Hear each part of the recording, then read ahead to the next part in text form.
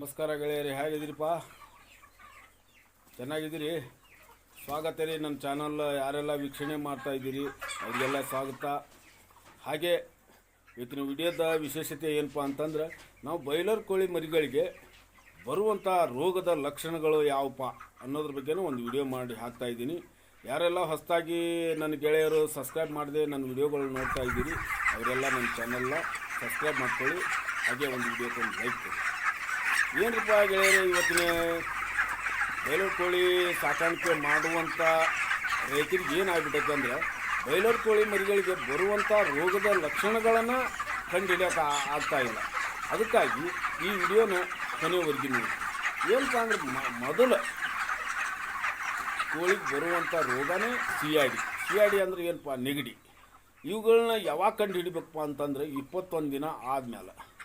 ಇವಕ್ಕರ ಗುಣಲಕ್ಷಣ ಏನಪ್ಪ ಅಂದ್ರೆ, ಬರುವ ಮುನ್ನ ಬಾಯ್ಲರ್ ಕೋಳಿಗಳು ಯಾವ ರೀತಿ ವರ್ತನೆ ಮಾಡ್ತಾವಪ್ಪ ಅನ್ನೋದ್ರ ಬಗ್ಗೆ ನೀವು ಕಂಡು ಹಿಡ್ಕೊಂಡಿರ್ಬೇಕು. ನೀವು ಕೋಳಿ ಯಾರೆಲ್ಲ ಸಾಕಾಣಿಕೆ ಮಾಡ್ತಾ ಇದ್ದೀರಿ ನೋಡಿ ಗೆಳೆಯರೆ, ಇದನ್ನು ಮೊದಲೇ ಕಂಡು ಹಿಡ್ಕೊಂಡಿರ್ಬೇಕು. ಯಾವ ರೀತಿಪ್ಪ ಅಂದ್ರೆ, ಅದ್ರ ಲಕ್ಷಣ ಏನಪ್ಪ ಅಂದ್ರೆ, ಮೊದಲು ಪದೇ ಪದೇ ಕೋಳಿ ಮೂಗಿ ಕೆರ್ಕೊಂಡು ಇದೆಲ್ಲ ಸೌಂಡ್ ಇತ್ತಂದ್ರೆ ಇದು ಸಿ ಐ ಡಿ ಅಂತ ಅರ್ಥ ಮಾಡ್ಕೋಬೇಕು ಗೆಳೆಯರು. ಯಾಕಂದ್ರೆ ಈ ಸಿ ಐ ಡಿ ಬಂತಂದ್ರೆ ಇದು ಮರಣಾಂತಿಕ ಕಾಯಿಲೆ. ಬಾಯ್ಲರ್ ಕೋಳಿ ಮರಿಗಳಿಗೆ ಇದು ಬಂತಂದ್ರೆ ದಿನಕ್ಕೆ 100-200 ಕೋಳಿಗಳು ಸಾಯುವಂಥ ಚಾನ್ಸ್ ಇರುತ್ತೆ. ಹಾಗಾಗಿ ಇವುಗಳನ್ನ ಸರಿಯಾದ ಪ್ರಮಾಣದಾಗ ಔಷಧಿ ಉಪಚಾರ ಮಾಡಿದ್ರೆ ಕೋಳಿ ಸಾಯುವಂಥ ಚಾನ್ಸಸ್ ಭಾಳ ಕಡಿಮೆ ಇರುತ್ತೆ. ಎರಡನೇದು ಏನಪ್ಪ ಅಂತಂದ್ರೆ, ಲಕ್ವಾ ರೀತಿ. ಇದೊಂದು ಲಕ್ವಾ ರೀತಿ ಕೋಳಿಗಳಿಗೆ ಸ್ಪೆಷಲಿ ಈ ಬಾಯ್ಲರ್ ಕೋಳಿಗಳಿಗೆ ಇದು ಇಲ್ಲಿ ಫೋಟೋದಾಗ ತೋರಿಸ್ತಾ ಇದ್ದೀನಲ್ಲ, ಈ ರೀತಿ ಆಗ್ತಾವೆ. ಕಾಲು, ಡೊಂಕ, ಟಿಸಗ ಯಾವ್ಯಾವ ರೀತಿ ಲಕ್ವಾ ರೀತಿ ಮನುಷ್ಯರಿಗೆ ಲಕ್ವ ಹೊಡೆದಿರ್ತಲ್ಲ ಆ ರೀತಿ ಇರ್ತಪ್ಪ.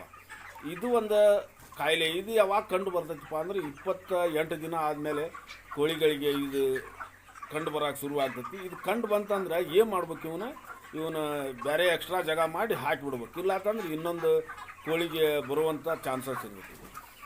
ಮೂರನೇದು ಏನಪ್ಪ ಅಂತಂದ್ರೆ, ಈ ಬೇಸಿಗೆ ಟೈಮ್ ಶುರು ಆಯ್ತು. ಈಗ ಫೆಬ್ರವರಿ ಮುಗಿಯಾಕೆ ಬಂತು, ಇನ್ನು ಮಾರ್ಚ್ ಶುರು ಆಯ್ತು. ತಲೆ ಬಾವು ಬರ್ತಾವೆ ಕೋಳಿಗೆ. ಯಾಕೆ ಬರ್ತಾವಪ್ಪ ಅಂತಂದ್ರೆ, ಈ ಬಿಸಿಲಿನ ತಾಪಕ್ಕೆ ಈ ಕೋಳಿ ತಲೆಗಳಿಗೆ ಬಾವು ಬರೋದು ಯಾಕಪ್ಪ ಅಂತಂದ್ರೆ, ಅದು ಸಿ ಐ ಡಿ ಕಾರಣ. ಈ ನೆಗಡಿಲಿಂದ ಬಂದಿರ್ತೈತಿ. ಇವನ್ನ ಕಂಡು ಹಿಡ್ಕೊಂಡು ಇವಾಗ ಸರಿಯಾದ ರೀತಿಲಿಂದ ಔಷಧೋಪಚಾರ ಮಾಡಬೇಕು. ಇದು ಯಾವ ರೀತಿ ಇವಕ್ಕೆ ಯಾವ ಔಷಧಿ ಕೊಡ್ಬೇಕಪ್ಪ ಅನ್ನೋದ್ರ ಬಗ್ಗೆ ಮುಂದಿನ ವಿಡಿಯೋದಾಗ ಹೇಳ್ತೀನಿ.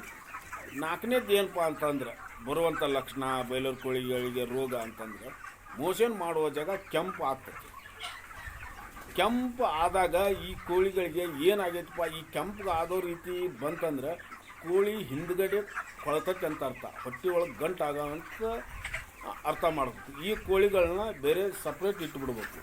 ಇದನ್ನು ಅದೇ ಕೋಳಿ ಒಳಗೆ ಇದ್ದರೆ ಇನ್ನೊಂದು ಕೋಳಿಗೆ ರೋಗ ಅಂಟುವಂಥ ಚಾನ್ಸ್ ಇರುತ್ತೆ. ಇವಕ್ಕೂ ಔಷಧಿಗಳದಾವೆ. ಈ ಔಷಧಿಗಳನ್ನ ಮೊದಲೇ ಹೇಳಿದ್ನಲ್ಲ, ಈ ಮುಂದಿನ ವಿಡಿಯೋದಾಗ ಅದ್ರ ಬಗ್ಗೆನ ಒಂದು ವಿಡಿಯೋ ಮಾಡ್ತೀನಿ. ಮತ್ತು 5ನೇದು ಏನಪ್ಪ ಅಂತಂದ್ರೆ, ಕೋಳಿ ಮರಿಗಳಿಗೆ ಮುಖಕ್ಕೆ ಗಂಟು ಏಳ್ತಾವೆ. ಗಂಟು ಏಳೋದ್ರಿಂದ ಏನಾಗ್ಬಿಡೋದಪ್ಪ ಅಂತಂದರೆ, ಕೋಳಿಗಳಿಗೆ ಫೀಡ್ ತಿನ್ನೋಕ್ಕಾಗೋದಿಲ್ಲ. ಇವನ್ನೆಲ್ಲ ಇಂಥ ರೋಗಗಳನ್ನೆಲ್ಲ ನೀವು ಕಂಡು ಹಿಡಿದು ಇವನ್ನ ಸರಿಯಾದ ಪ್ರಮಾಣದಾಗ ಬರೋಕ್ಕಿಂತ ಮುನ್ನ ಔಷಧಿನ ಹಾಕುವಂಥ ಕೆಲಸ ಮಾಡಿದ್ರೆ ಈ ಫಾರ್ಮಿಂಗ್ ಉದ್ಯಮದಾಗ ನೀವು ಆದಾಯ ಗಳಿಸ್ಬೋದು. ಮತ್ತು ಏನಪ್ಪ ಅಂತಂದರೆ, ಈ ರೋಗಗಳಿಗೆ ಮುಂದಿನ ವಿಡಿಯೋದಾಗ ಇವು ಯಾವ ರೀತಿ ಔಷಧಿನ ಹಾಕಬೇಕು ಅನ್ನೋದ್ರ ಬಗ್ಗೆನ ಒಂದು ವಿಡಿಯೋ ಮಾಡ್ತಾಯಿದ್ದೀನಿ. ಮುಂದಿನ ಭಾಗದಾಗ ನಿರೀಕ್ಷಿಸಿ. ಅಲ್ಲಿವರೆಗೂ ಎಲ್ಲರಿಗೂ ಧನ್ಯವಾದಗಳು.